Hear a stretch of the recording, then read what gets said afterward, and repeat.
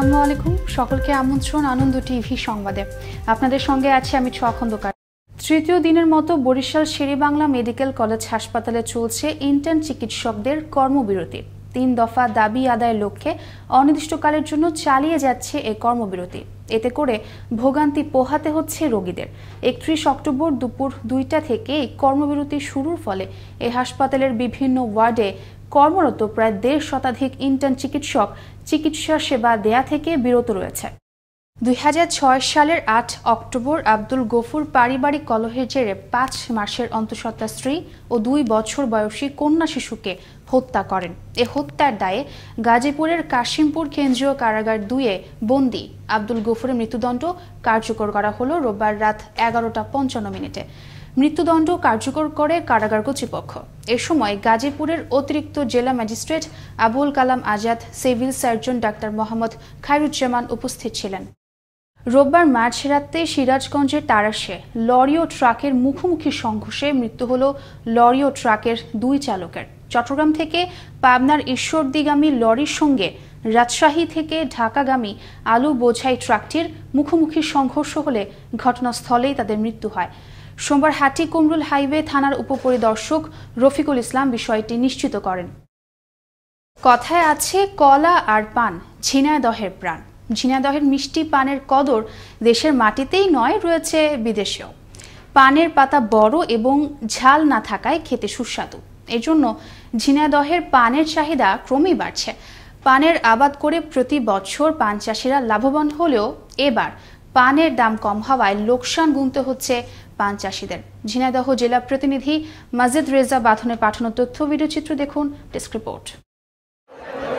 পূব আকাশের সূর্যের দেখা মেলার আগেই শহরের নতুন হাটখোলা বাজারে পান নিয়ে হাজির হন ঝিনাইদহ সদর, কালীগঞ্জ, হরিণাকুণ্ড উপজেলা ও পার্শ্ববর্তী চুয়াডাঙ্গা জেলার বিভিন্ন গ্রামের পান চাষিরা।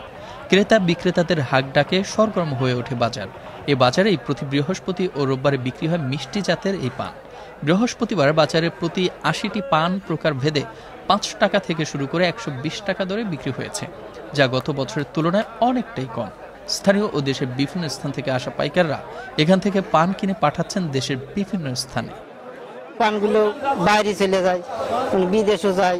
আমরা পান কিনে অনেক দেশে যাচ্ছে। প্রত্যেক সপ্তাহে 2টা হাট, এখানে প্রায় 2 হাটে ১ কোটি টাকা লেনদেন আদান প্রদান হয় পানের। ঝিনাইদহ মোটামুটি সব জায়গায় যায়, সারা বাংলাদেশে চলে পড়লো। এবারের মান ভালো। কৃষকরা বলছেন করোনা, ঘূর্ণিঝড় আম্পান আর অতিবৃষ্টির কারণে এবছর পানের ফলন হয়নি ভালো। তারপরেও ভারত থেকে এলসির মাধ্যমে আসছে পান। এবছর লাভ তো দূরে থাক, পান চাষিদের উৎপাদন খরচ উঠছে না কিছুতেই। এ অবস্থায় ঝিনাইদহের পান চাষকে টিকিয়ে রাখতে সরকারি পৃষ্ঠপোষকতার পাশাপাশি সুদমুক্ত ঋণের দাবি তাদের। সরকার আমাদের কোন রকম সহযোগিতা বা লোন অথবা পরামর্শ দেয়, সেটা হলে আমাদের জন্য সব থেকে ভালো হয়। 5 টাকা পণ বিক্রি হয়েছে গুঁড়ো পান, তাতে 750 টাকা বিক্রি হয়েছে। দুটো লোকের জনের দাম 800 টাকা। তাহলে আমরা কিভাবে চলবো? এই এলসিটা বন্ধ করতে হবে। এলসি না আসলে আমরা এলসি আসলে আমরা মরে যাব। এদিকে নিরাপদ পান উৎপাদনে কৃষি বিভাগ থেকে সম্ভাব্য সকল ধরনের প্রযুক্তি সহায়তা, প্রশিক্ষণ সহ কৃষকদের সর্বাত্মক সহযোগিতা ও ন্যায্য মূল্য নিশ্চিত করতে পরামর্শ দেওয়া হচ্ছে বলেও জানান এই কর্মকর্তা।